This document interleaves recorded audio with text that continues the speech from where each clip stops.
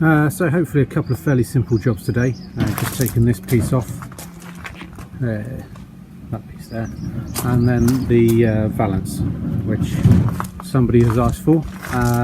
So first things first, let's take the wiper arms off. Now just have a look at this one over here. They sort of get corroded together because you've got two different types of metal. One acts as a cathode, one acts as an anode, and you get some corrosion. So that's just going to make it a little bit more tricky to take apart. So I've squirted that with some penetrating fluid, and then we'll see if we can get these off. So I'm actually having to use a puller on this. So I've put the nut back on just loosely, but I've left a gap. Where are you? There it is. So that nut is going to help stop this from sliding off. Alright, and then got the widest jaws I've got here to try and help prevent any damage to the wiper arm, and then I'll try and give it a go one-handed.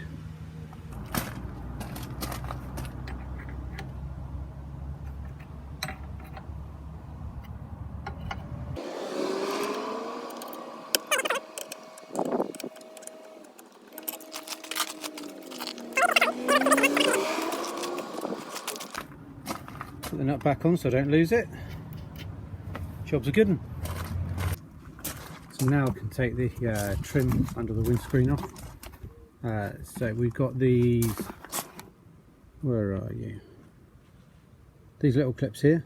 Okay, so pull the middle piece out about ½ inch or so, and then the main piece will pop out. So there's, I think, 5 of those, and then just gently,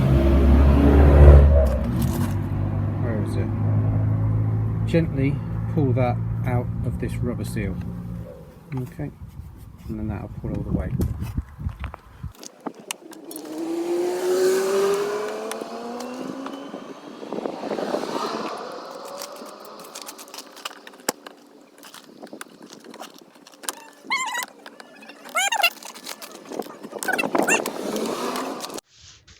Next job is to remove the suspension leg. That's been ordered, so we'll whip that off, see how that goes. So I've clamped off the brake pipe. I'm going to remove this clip here and then take the brake pipe hose off, and then I'll disconnect the sensor lead, and then we'll go from there.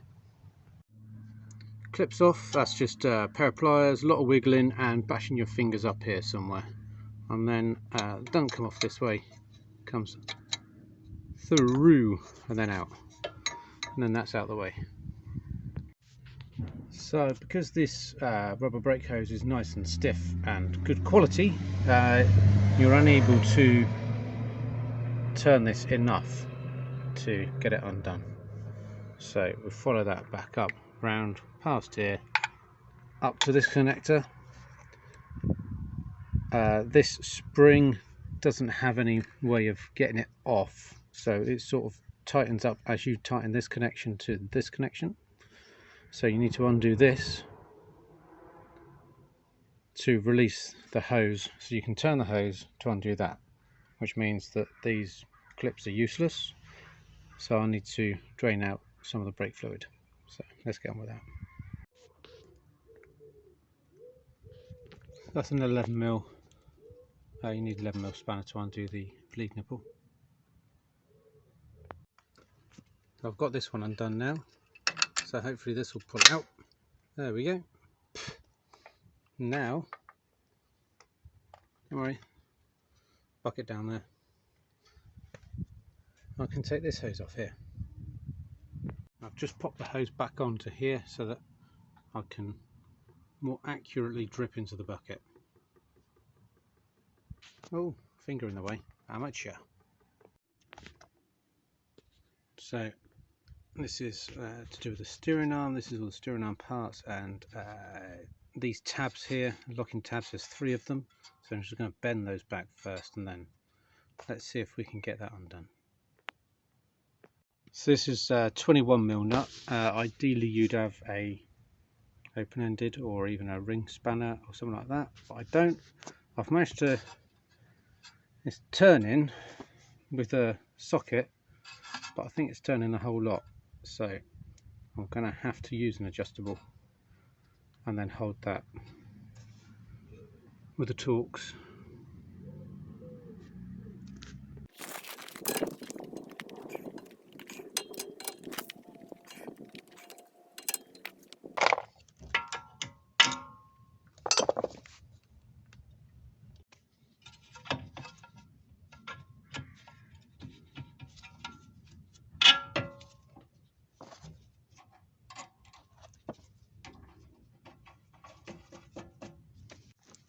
Next up is the anti-roll bar, so just the nut in behind there, I'll get that done.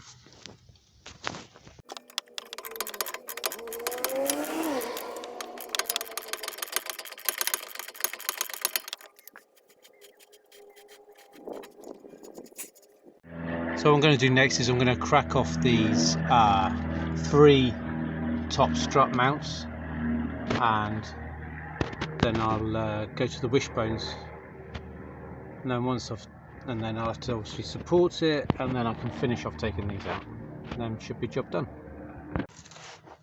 Hello! Right, so what I've done is I've got the jack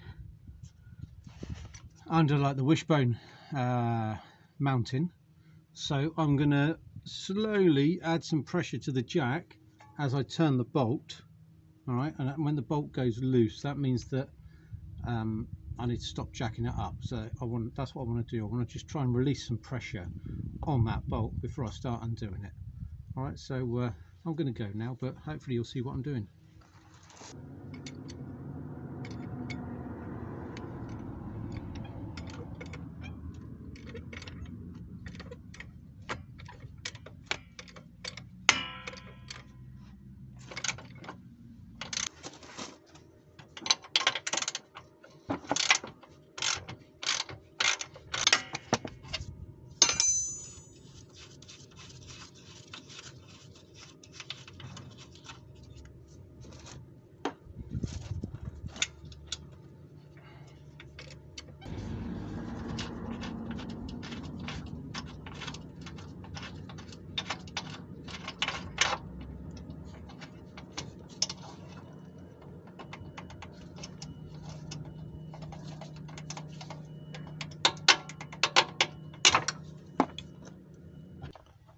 So I've got the strut supported at the bottom with the jack, so I've got the weight taken, and now I'm going to finish undoing these 13mm bolts that hold the strut on.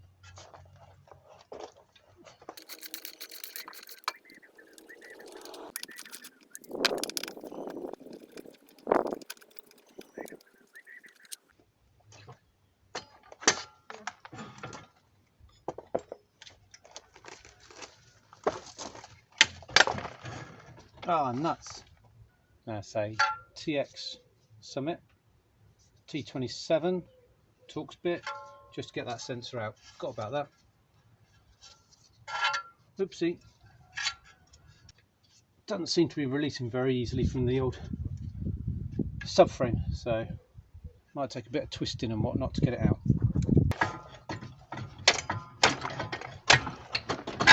There we go. We're out. Whoop-de-doo.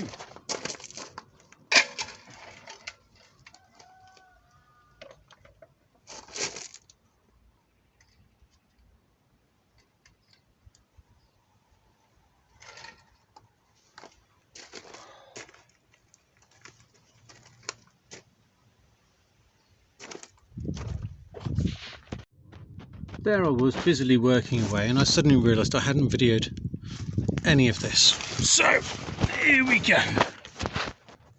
This plate behind here is loads of these bolts here. Okay, like the star head reverse Torx type ones. So there's loads of them.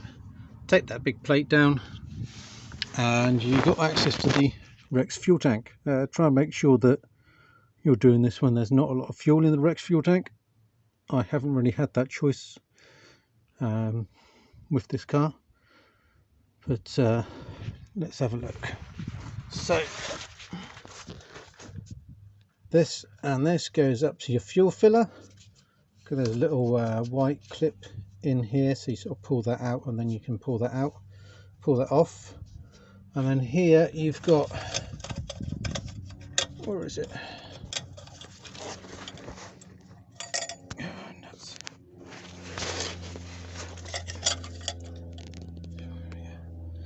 That spring-loaded clip there. Okay, that actually comes off quite easily, but with these rubber seals here, you've got to use a little bit of wiggle to get the pipe off. There's also 2 bolts up the top end to take out, so that's that done. 4 electrical connections, one up here, one here. They're nice and easy, just pinch and pull. And then these ones you've got to slide. Here it is. It's one of these ones, so you've got to slide the outer bit to the side to enable you to pull the plug out. So that's that. Obviously, if you're doing this, make sure your battery's disconnected, reduce any chance of sparks around the fuel tank.